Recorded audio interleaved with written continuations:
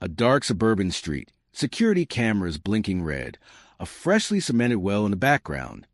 Imagine waking up one day to find strangers drilling wells on your land, stealing your water, and when you fight back, the HOA declares war on you. Vandalized fences, spray-painted threats, court documents piling up. They trespassed. They vandalized. They sued me. And when I thought I had won, man standing at the edge of the property, smirking, the sound of drilling begins again. They came back one last time. They wanted me gone, but they never expected what I did next. It had been nearly a decade since I bought that stretch of land, a vast, open space that had once been part of an old farmland estate, nestled just outside a suburban neighborhood. My property was a prime piece of land, untouched and pristine. I wasn't part of the HOA, the neighborhood association that ruled over the nearby community with an iron fist, but my land bordered theirs. I had always kept to myself. My house sat at the very edge of the property, a good distance away from the HOA control lots. It was peaceful. No HOA rules dictating what color I could paint my house, no endless fees, and most importantly, no one telling me what to do with my own land. Or so I thought. Then the strange occurrences began. At first, they were subtle. Patches of disturbed dirt, tire tracks in areas where no one should have been driving. I chalked it up to deer, kids, maybe even some contractors lost on the wrong property. But soon, the signs became undeniable. Deep, freshly dug holes. Multiple of them. At first glance, they seemed small, maybe a foot or two across. But peering down, they plunged deeper than I expected. It wasn't just some random digging. It was intentional. Someone had been drilling. I had a bad feeling about this. The more I explored, the more the scope of the problem unraveled before me. There weren't just one or two holes. There were at least 10, scattered across different parts of my land. And they weren't random either. They had been carefully placed, evenly spaced apart, like someone had drawn up a blueprint for a project I had never agreed to. That was when I found evidence that made my blood boil. Near one of the holes was an empty container of industrial lubricant, the kind used for drilling machinery. A little further down, an abandoned work glove, stiff from use. I took pictures, documented everything. Whoever was behind this wasn't just trespassing. They were actively drilling on my land, and for what? A sinking feeling settled in my stomach. I knew who was behind it before I even knocked on my neighbor's door. Tom, the self-important president of the HOA, answered with a smug smile that quickly faded when he saw my expression. "Can I help you?" he asked. I didn't waste time. "Someone's been drilling on my land." I paused, watching for any reaction. "I have evidence." For a brief second, his eyes flickered with something. Annoyance? Guilt? Then he laughed, stepping onto his porch like this was all some minor misunderstanding. "Oh, that? Yeah. A few folks needed wells. It's not a big deal." Not a big deal? They had drilled wells on my land without permission. I clenched my fists, trying to keep my temper in check. "So you're admitting it? You let people drill on my property without asking me." Tom sighed, as if I was the unreasonable one here. "Look, buddy, it's just water." A lot of homes in the HOA had weak water pressure. Some folks needed private wells, and there was no good place to drill within our boundaries. Your land was the closest open area. I stared at him, barely able to believe what I was hearing. "So, instead of asking me, the actual owner, you just took it upon yourselves to dig?" He had the audacity to shrug. "It's not like you were using the land." That was it. That single, dismissive sentence sent a surge of rage through me. He had no remorse, no guilt, no second thoughts. They had done this because they felt entitled to my land. I want every single well filled in immediately. I demanded, and I want whoever did this to be held accountable. Tom's expression darkened. "That's not going to happen." I took a step closer, lowering my voice. "Excuse me." He crossed his arms. "Those wells cost money. The HOA members paid for drilling.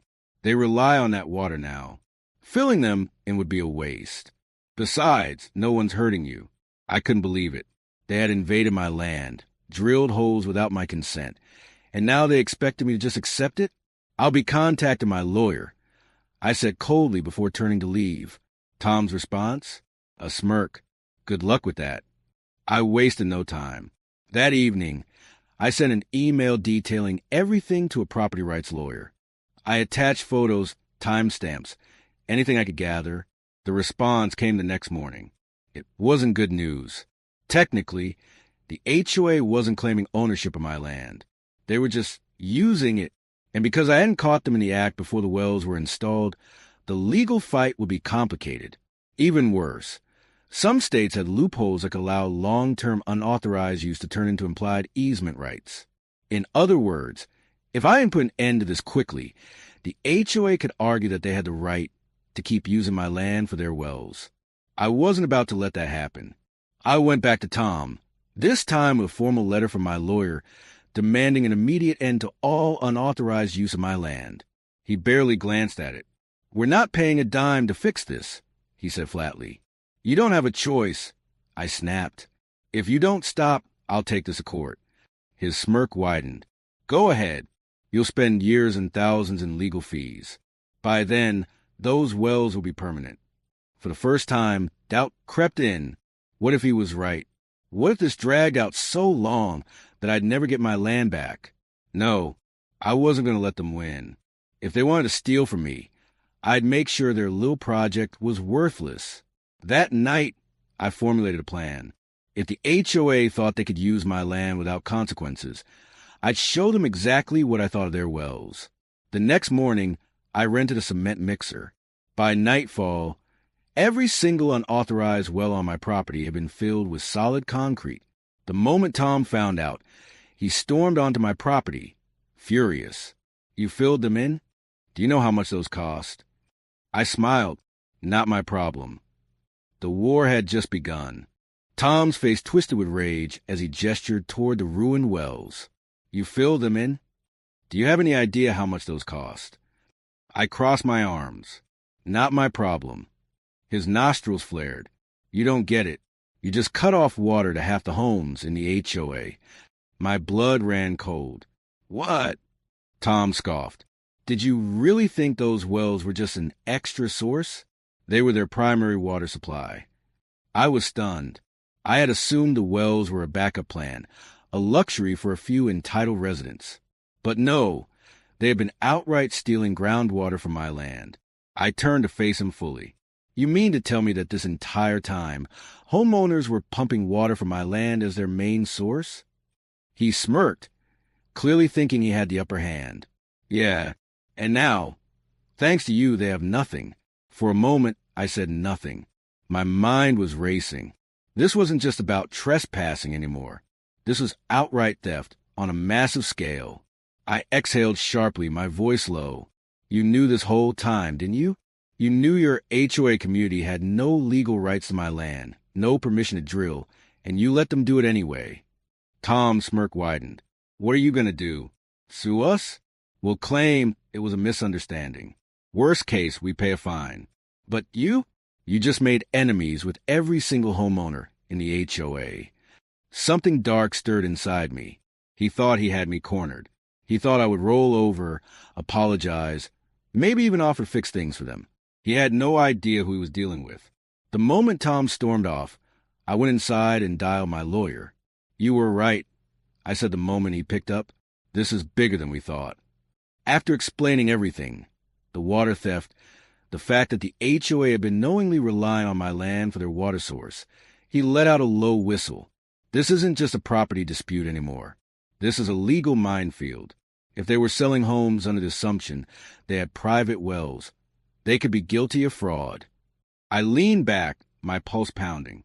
What do I do? His voice was firm. We go on the offensive. File a formal cease and desist.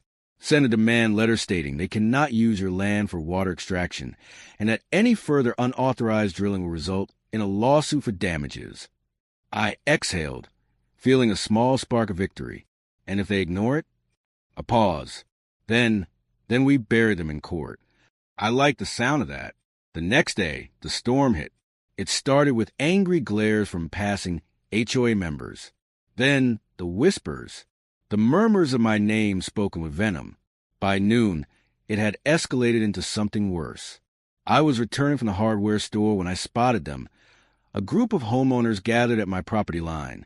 One woman, a middle-aged blonde with a manicured scowl, stepped forward. "Do you realize what you've done?" I leaned against my truck, unimpressed. "Reclaim my own land?" She scoffed. "People have kids, elderly parents. Some of us don't have city water. We relied on those wells. Those illegal wells." I corrected. A man in the back shouted, "It was just water. You weren't using it." I clenched my jaw. "That's not the point. You don't get to take what isn't yours just because you need it." The woman folded her arms. "Then what do you expect us to do?" I shrugged. "Drill on your own damn land." The crowd erupted in anger. "You're selfish. This is a community. You're ruining everything." I let them yell. I let them scream. Because no amount of guilt tripping was going to change the fact that they stole from me. When the crowd finally dispersed, I knew what was coming next. That evening, I received the first official threat. A letter taped to my front door. It was from the HOA board. "Dear property owner, this letter serves as an official request for you to reinstate the wells or face legal consequences. Your actions have caused significant distress to HOA members, and we expect a resolution immediately. Failure to comply will result in a formal lawsuit." I crushed the paper in my fist. They thought I would back down. They thought a letter would scare me. They had no idea what I was about to do next. I wasn't just going to fight back. I was going to make sure the HOA never stole from me again. The next morning, I hired a surveyor. Within a few hours, I had exact GPS coordinates marking my property lines. Then I got to work. Step 1, blockade the land. I installed reinforced steel fences along every entry point. The HOA had no way in anymore. Step 2, no trespassing signs. Large, red, unmistakable. Anyone who crossed the line would be legally liable. Step 3, security cameras. Every angle covered. If anyone so much as set foot on my land, I'd have proof. By the end of the week, my land was untouchable. And when the HOA found out, Tom showed up on my doorstep, seething. "You're making a mistake." I leaned against the doorframe. "No, Tom, you did." He bared his teeth. "This isn't over." I smiled. "Oh, I know." Little did I know, the war was only beginning. I watched as Tom stomped away from my doorstep, his fists clenched, his entire body vibrating with fury. He was used to people bending to his will, used to throwing around HOA authority like it was law. But this time, he had met someone who wouldn't break.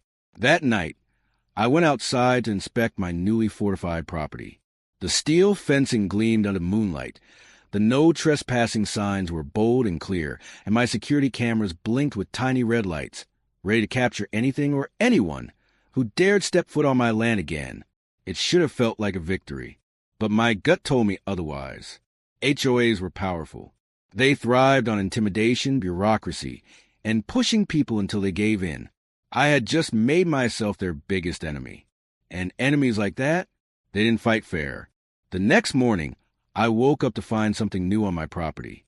Or, more accurately, something missing. One of my fences had been ripped out of the ground. I stared at the gaping hole where the steel post had been the night before, my stomach twisting into a tight knot.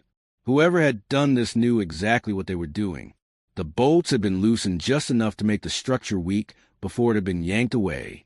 And they had left me a message, spray-painted in bold, dripping letters across the remaining fence. "Stop being selfish." I clenched my jaw so hard it hurt. This wasn't just vandalism. It was a warning. The HOA, or their loyal little army, wasn't going to stop. They were testing me. I took a deep breath, my fingers curling into fists. Fine. If they want to escalate this, I'd escalate it right back. I called the police.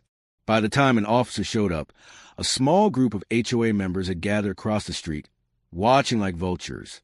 The blonde woman from before, Karen, as I had started calling her in my head, stood with her arms crossed, her expression smug. When the officer finished taking my statement, he glanced at the HOA members and sighed. I'll file a report, but unless we catch someone in the act, there's not much we can do. I exhaled slowly. So what? They can just keep trespassing. His lips pressed into a thin line. You might need to get a lawyer involved. I already had. I turned to the crowd, watching me. I hope you all enjoyed the show, because next time, I'm pressing charges. Karen smirked. Next time? Oh, honey, you have no idea what's coming. The official HOA letter arrived 3 days later. It was stuffed in my mailbox, thick with legal jargon and bureaucratic nonsense. The gist? The HOA was suing me. Grounds for the lawsuit: destruction of community resources, aka cementing their wells, interfering with established utilities, as if I had somehow disrupted their rightful water supply, creating an environmental hazard, because apparently my land was now a threat to the ecosystem. I laughed. They were grasping at straws, throwing everything they could at me, hoping something would stick. I immediately called my lawyer. He wasn't laughing. They're playing dirty, he said grimly. They know they don't have a real case, but they're hoping to bleed you dry with legal fees. Can we counter? I asked. Oh, we're going to do more than counter, he said. We're going to expose them. I spent the next week preparing for war. My lawyer worked day and night gathering every piece of evidence we could use. Proof of trespassing. My security cameras had captured HOA members sneaking onto my property at night. Proof of vandalism. Time-stamped photos of the fence destruction, police reports, and video evidence. Proof of water theft. My lawyer had dug into public records. Turns out the HOA had been lying to homeowners. They had claimed to have legally obtained private wells, when in reality, they had been illegally drilling on my land the entire time. By the time our counter lawsuit was drafted, it was devastating. We were suing them for trespassing, vandalism, theft of natural resources, fraudulent misrepresentation to HOA members. When the HOA board received the paperwork, the fallout was immediate. Tom showed up at my doorstep, his usual smug confidence gone. "We need to talk," he said. Try and keep his voice steady. I leaned against the doorframe. "About what? The part where you stole from me, or the part where you tried to ruin my life?" He clenched his jaw. "Look, this has gotten out of hand. Maybe we can work something out."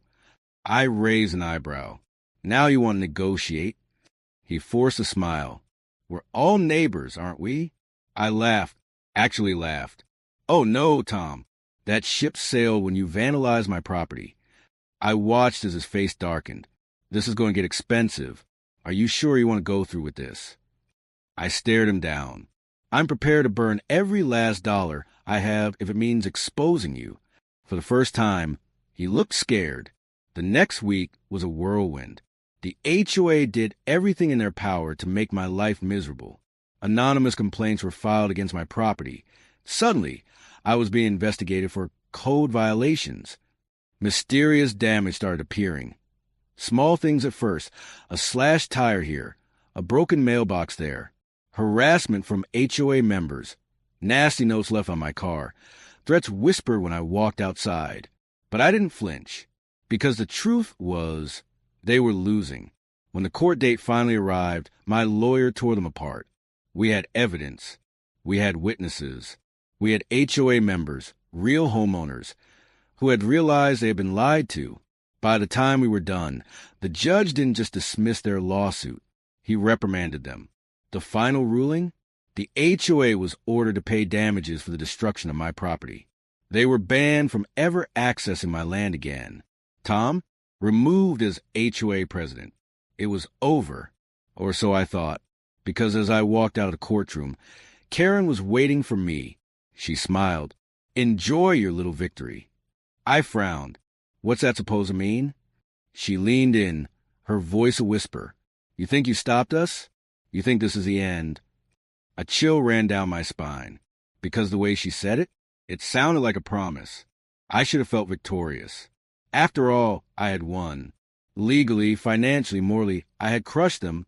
But Karen's parting words stuck with me. "You think this is the end?" It didn't sit right. I kept expecting something to happen. for the other shoe to drop. And then it did. The day after the verdict, I received a notice from the county zoning board. Apparently, there had been a complaint about my property, specifically my fencing and security setup. Someone had accused me of violating community aesthetic standards. I laughed. The HOA had no power over me anymore, but they had gone higher up. When I called my lawyer, he confirmed my suspicions. They're trying to use zoning laws to force you to remove your defenses. If they can't win through the HOA, they'll use government red tape to wear you down. I gritted my teeth. Can they actually do that? A pause. Then, it depends on who's in their pocket. That was all I needed to hear. I wasn't just fighting a neighborhood association anymore. I was fighting an entire corrupt system. The next few weeks were a nightmare of bureaucratic hell. A sudden safety inspection deemed my fence too high, forcing me to lower it. My security cameras were deemed a privacy concern, and I was ordered to remove some of them. My land was flagged for an environmental review, delaying any improvements I wanted to make. The timing? Too perfect. I did some digging. Turns out, Karen wasn't just an HOA member. She had connections at the zoning office. They were trying to box me in, make my life miserable, force me to sell. But they had underestimated me. I had no intention of giving up my land, so I fought back. I started showing up at zoning board meetings. I recorded every conversation. I documented every inconsistency. And then, I did something they never expected. I went public. I had tried to fight this quietly. But when they played dirty, I changed the rules of the game. I reached out to a local investigative journalist, laid out everything, the illegal wells, the stolen water, the corruption, the retaliation. She was intrigued. So you're telling me the HOA was secretly supplying water to its members by stealing from your land? I nodded, and when I stopped them, they used every dirty trick to force me out. She smiled. This is going to make a great story. And it did. When the article dropped, it exploded. The headline was brutal. Local HOA caught stealing water. Retaliates against landowner in corrupt legal battle. The fallout? Immediate. The county launched an official investigation into the HOA's actions. Homeowners within the HOA turned against the board. They had no idea they'd been lied to. Zoning officials suddenly backed off. They didn't want their names tied to a corruption scandal. And Karen? She disappeared. Rumors swirled that she had quietly resigned from the zoning office before the investigation dug too deep. Checkmate. With their power crumbling, the HOA made one last desperate move. I woke up to the sound of drilling. I ran outside, and my worst fear was confirmed. A group of men, contractors, probably hired under the table, were on my land, drilling a new well. I snapped. Storming up to them, I shouted, "Who the hell hired you?" One of the workers shrugged. Got a call for an emergency well installation. Paid in cash. I turned to see Tom standing at the edge of the property, watching. I felt pure rage boil inside me. He had lost. He had been removed from the HOA. And yet, he still couldn't let it go. I didn't bother arguing. I called the police. And this time, they actually did something. Because thanks to the article, thanks to the spotlight on their corruption, the authorities weren't looking the other way anymore. Tom was arrested for trespassing and illegal drilling. The workers took their payment and ran. And the HOA, that was the final straw. The entire board was dissolved. The HOA was officially shut down. I stood at the edge of my land, looking over in the morning light. No more HOA. No more trespassers. No more battles. For the first time in years, it was truly mine. I had won. The land was peaceful now, quiet, and yet as I looked out, I thought about everything it had taken to get here. The lies, the corruption, the battles. I had fought against an entire system designed to wear people down, and I had won. But as I turned back toward my house, a small part of me couldn't help but wonder how many others had lost before me. Because if this had happened to me, how many others had been forced out? How many others had given up, sold their land, and walked away? I had fought back, but how many never even got the chance? This story was never just about land. It was about power, greed, corruption. HOAs exist in almost every neighborhood. Some are harmless. Others run like mini dictatorships.